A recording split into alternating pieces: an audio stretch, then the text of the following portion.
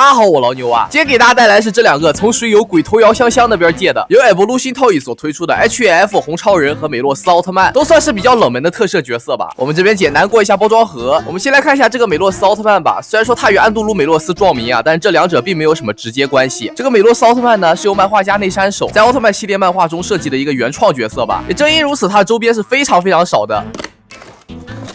我的妈呀，18000日元定价的手型战士啊！可以看到盒子上虽然有展示还原漫画中爆甲的这么一个玩法，但是配件是一点都不给附属的。另外还单出了一个盔甲版本的美洛斯啊！我们这边来看一下这个美洛斯奥特曼的主体吧，不知道各位第一印象感觉怎么样呢？可以看到这个 HF 的美洛斯是将漫画中的美洛斯进行了皮套化的处理，所以说整体风格和奥特曼这个系列并没有特别违和。老牛这边拿个 ACT 的奥特曼放旁边。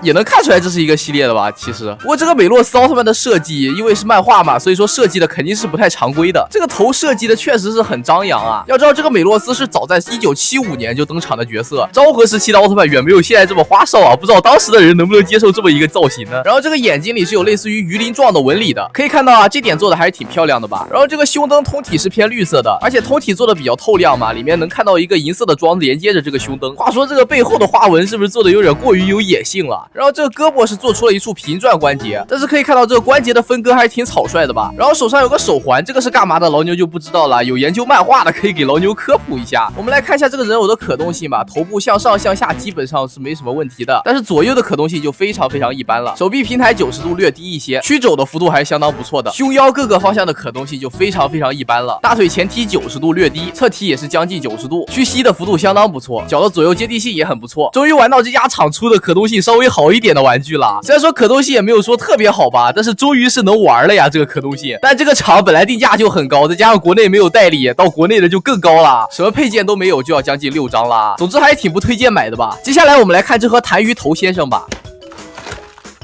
啊，这个盒子本来就跟披萨盒一样快散架了啊，和我没关系。然后我们来看一下这个红超人的主体，虽然说红超人的造型很简单，整体来说没有翻什么大车，但是这个身材比例真的是有够丑的。这个头雕大体上是没有什么大毛病的，眼睛用的是一个纯涂装，上面还做了一些密麻的细节，但是鼻孔看了是真有点受不了了。2根天线为软胶材质，而且是可以自由活动的，配件有附属可替换的硬质天线，但是实际上感觉其实是差不太多的。然后是这个比较逆天的肩膀设计啊，我能理解你是想还原皮套有个垫肩的小细节，刻意做了嵌套的这么一个零件，但是这也做的太丑了吧，这样一个面包被加上去了，而且肩膀到胸之间有这么大的一个断层，你还不如不还原呢，为了这一个小细节弄得这么丑，我感觉纯粹就是本末倒置啊。然后是这个真的很丑的水桶腰，不仅很丑，而且这个水桶腰的形状还非常影响可动，这个胸腰基本上就没有任何可动了。说到这款的可动性呢，头部倒还可以吧，各个方向的可动性都还算不错的，手臂平抬超过90度，手肘弯曲也是轻松超过90度，胸腰的可动性真的基本为0啊，只能稍微的微动一下，大腿前踢90度左右，侧踢倒也差不多，屈膝的可动性依然是和古力特一个毛病啊，没有做关节的避让，连90度都到不了啊。脚的左右接地性还算凑合吧。这款所附属的配件呢，包含这么一把屠杀怪兽所使用的刀啊，这把刀的造型比较简单嘛，做的也就那样吧，全身上下就2个颜色。然后是这么一个和杰克的非常像的十字枪，但还是不太一样的，它这个枪头是红色的，很明显是被怪兽的鲜血给染红的，而且它这个枪头更加尖锐，有助于更好的刺入怪兽的体内啊，不愧是你啊，红色痰盂头。